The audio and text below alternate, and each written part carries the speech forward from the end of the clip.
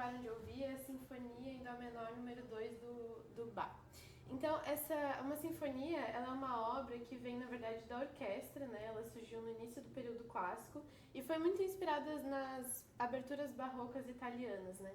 Então, essa peça é uma sinfonia a 4 vozes. Então, no meio da música, a gente vai ter 4 vozes se entrelaçando e a gente vai poder ouvir, em alguns momentos, elas bem claramente. Então, um trecho que eu gosto muito é quando na mão direita está acontecendo uma voz no trinado e, ao mesmo tempo, a gente tem uma outra voz acontecendo no baixo, na mesma mão. Um outro trecho interessante é quando a voz passeia de uma mão para outra. Então, ela começa numa mão e termina na outra. A próxima peça que eu vou tocar para vocês é o terceiro ciclo nordestino do Marlos Nobre. Então, o Marlos Nobre é um compositor ainda vivo, esse ano ele fez 85 anos, e ele é um compositor que nasceu no Recife, e ele escreve diversas obras baseadas e inspiradas em danças, em ritmos brasileiros e do Nordeste principalmente, né?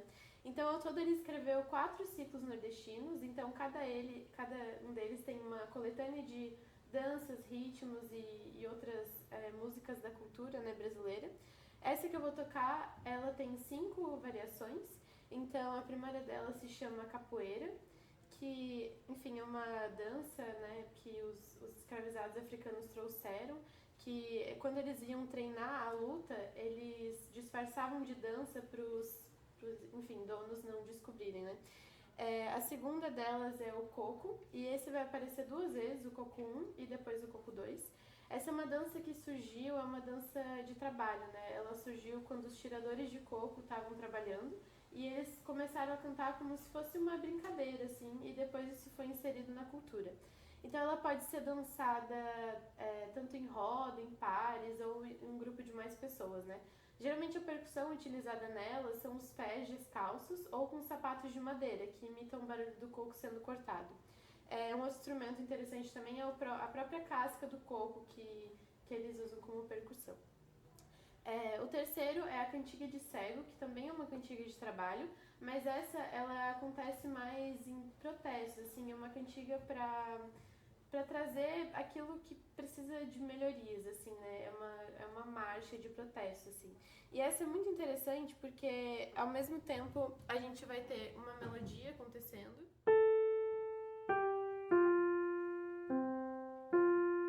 como se estivesse retratando uma rotina, assim, de uma pessoa, né, ali vivendo a sua vida normal, mas, como é uma cantiga de trabalho, ela acontece dentro de uma fábrica ou dentro de um ambiente que existem outros barulhos sonoros, né?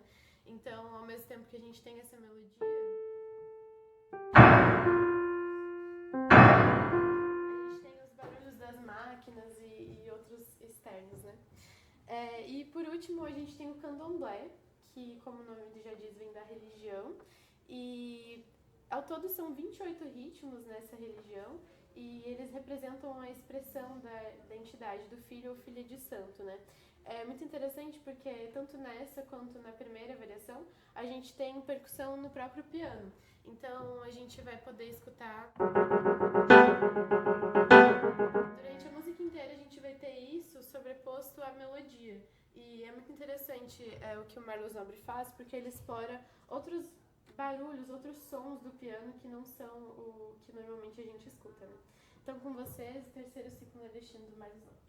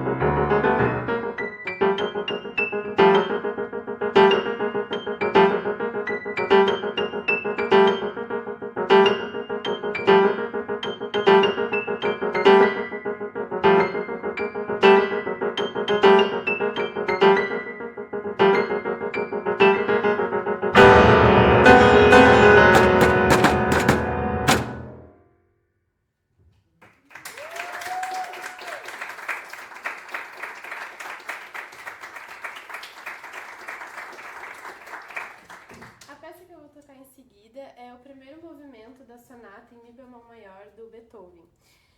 Então essa sonata ela é muito interessante porque, ao contrário das outras, ela possui apenas movimentos rápidos.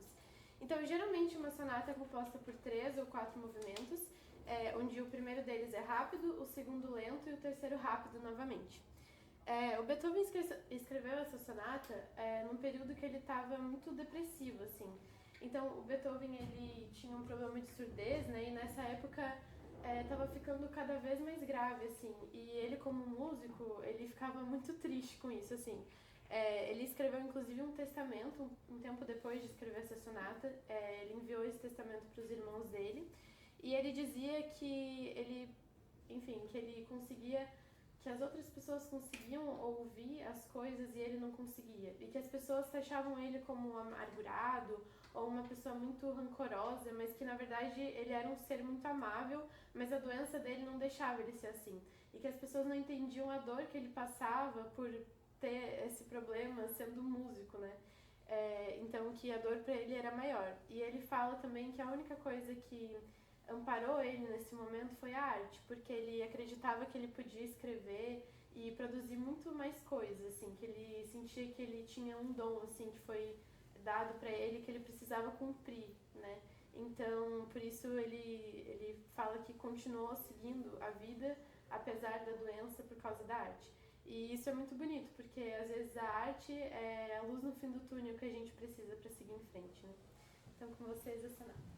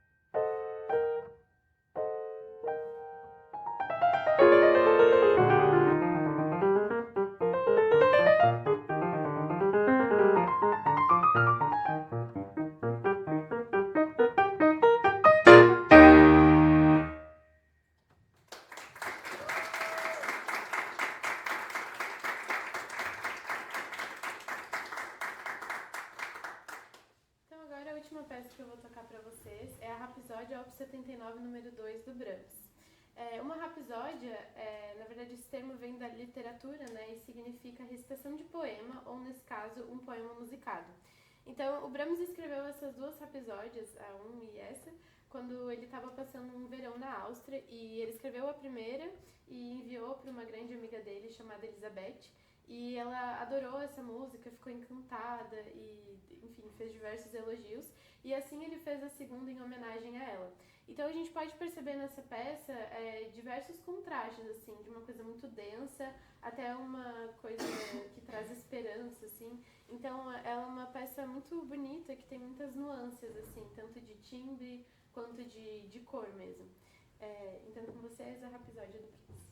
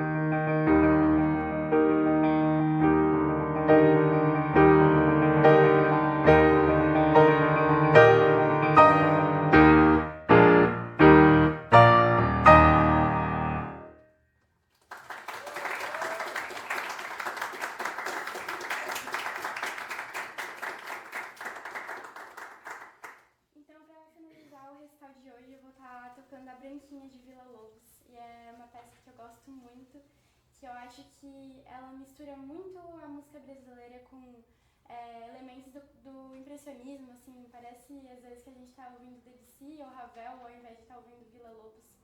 E eu vou estar tocando ela agora. A prole do bebê, ela é toda inspirada, a número 1, né? Ela é toda inspirada em bonequinhas brasileiras. Então, quando toco ela, eu gosto de imaginar uma menininha brincando de boneca de pano. Então, enfim, fica a interpretação de cada um.